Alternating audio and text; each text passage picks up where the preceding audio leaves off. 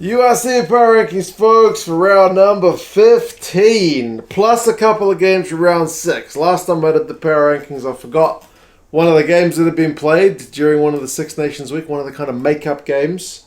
So there's a couple of teams which had make-up games. So there's 2 in this edition, which doesn't help me out. But anyway, it is what it is. We'll rank them, and you guys can let us know your thoughts on how you reckon the teams are lining up in terms of their form.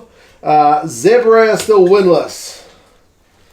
No matter how you crunch the numbers, Zebre is way at the bottom. They got hammered 50 points to 8 at Glasgow.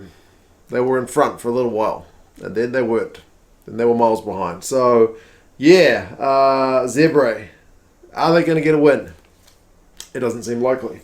15, still the same spot for the Dragons. Now, the Dragons were admittedly unlucky. I watched their game. 22 points to 20 losers at home to Connacht in front of a good crowd.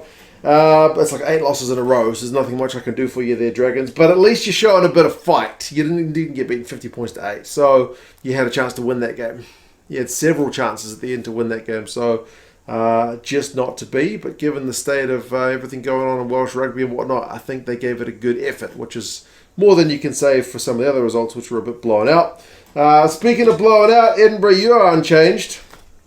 Edinburgh, you lost 47-27 to Leinster. Unbeaten Leinster. So there's kind of no shame in that, although losing 20 points at home is not fantastic. They were in the lead also early, but not for long. It was kind of tit for tat for a little while, and then Leinster just kept titting, and Edinburgh couldn't tap, if that makes sense. So their season 5-10 is not great.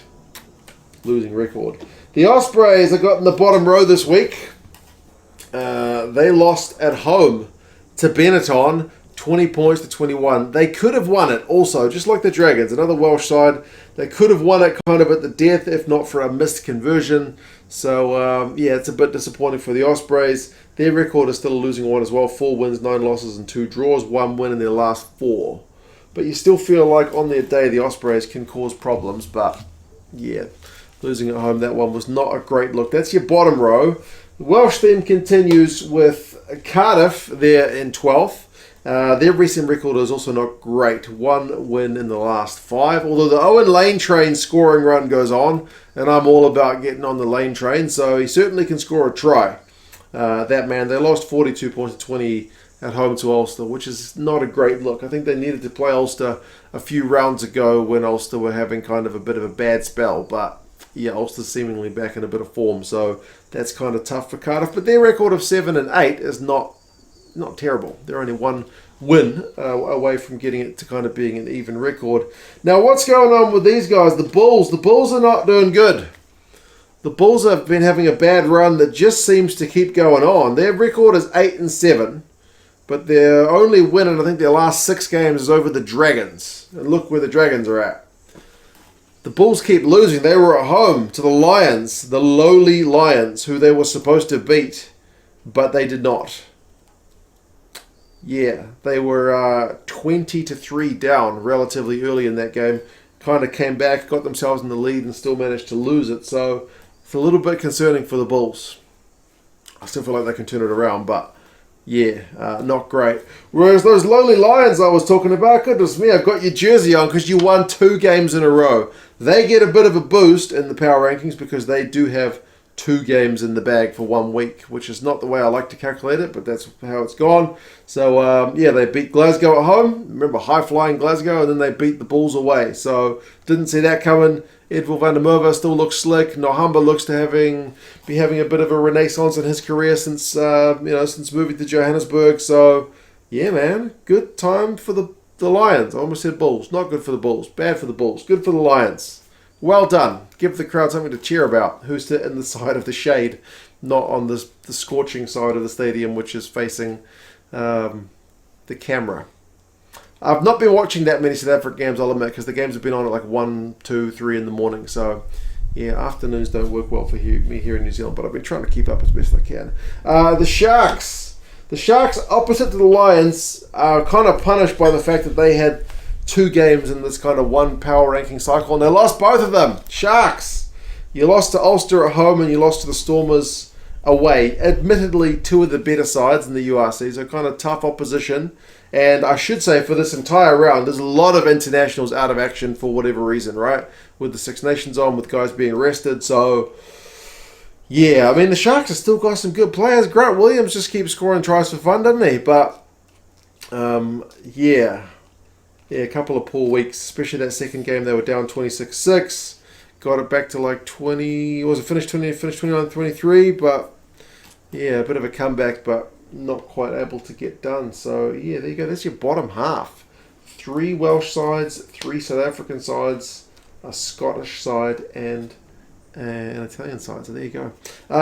Top half, we've got our remaining Welsh side in the Scarlets, whose winning run has come to an end in pretty dramatic fashion. The Scarlets were on a 4-match winning run.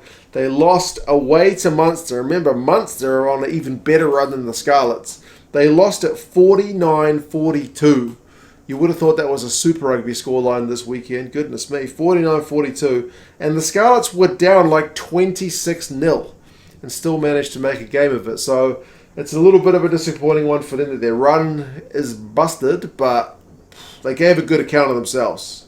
What can I say? So, yeah, Gareth Davis, Losey and whatnot seem to be trying to kind of fly the flag for the Scarlets boys after an atrocious start to the season. Like, their overall record is 5-9-1, which is poor. Certainly worse than the Sharks and the Lions and the Bulls and the Cardiff boys, but 4 of those wins have been very recent, which is more than we can say for some of the teams we are ranking them above. So, yeah, hold your head high with that loss, I would say, for the Scarlets guys. Benetton in 7th. Benetton got an away win at the Ospreys. 1 point, like I mentioned. They punished some Ospreys yellow cards. Wee bit lucky at the death of that kick.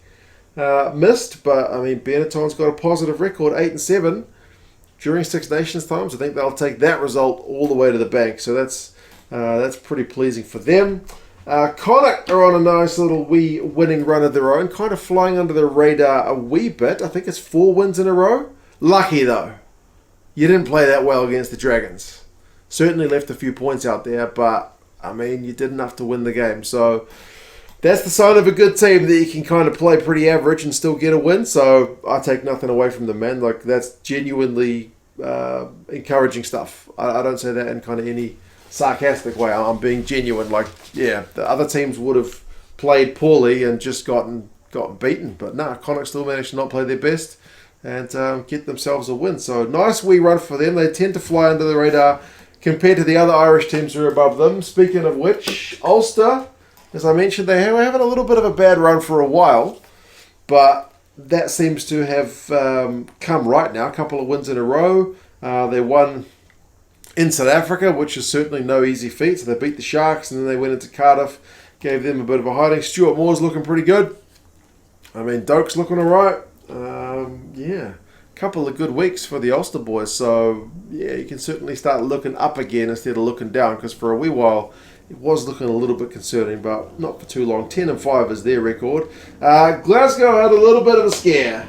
They were on a great winning run as well, which got ended by the Lions, but then they kind of had a bit of a softball chance to bounce back against Zebre, who they duly smashed. So the forwards look pretty good up against Zebre. So still looking pretty positive, especially given it's Six Nations time and whatnot. So, yeah, there's one Scottish club doing well, and it's Glasgow. The Stormers are your top South African team easily at the moment. The Stormers are on a really nice run of their own. Their record is 11-3-1. I got their upper spot. They had, I think, 30,000 fans at their game, which is phenomenal stuff. When you see some of the other attendances, they don't match what the Stormers fans are putting out there in Cape Town. Couple of lucky tries in their win over the Sharks, 29-23. Like, one was like a bouncing ball that was just kind of miraculously going in their way, and then one was a bit of a gift pass from the Sharks. But just like I was saying about Connacht, man, the best sides find a way to take those opportunities, and then they put on some good points of their own. So Stormers, happy days. You guys are 11-3-1, which is a pretty decent record.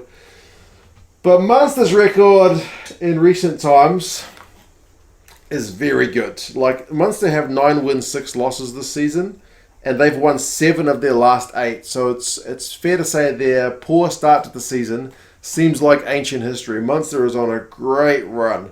I mean, 49-42, as I mentioned, against the Scarlets. Achia Snyman got 17 good minutes into him, which was pleasing to see. But they'll be a bit concerned how many points they shipped in those last 10 minutes. But yeah, Munster's playing some really attractive rugby and definitely a very fun side to watch at the moment. But nobody's near these guys. Leinster, 15 from 15. They were in their match against Edinburgh in the lead from, I think, the 30th minute and never really looked like giving it up from there. So Leinster are certainly looking the team to beat. Like, they've got 15 wins. The Stormers have got the next with 11. And then there's a couple of teams on 10 in Glasgow and Ulster.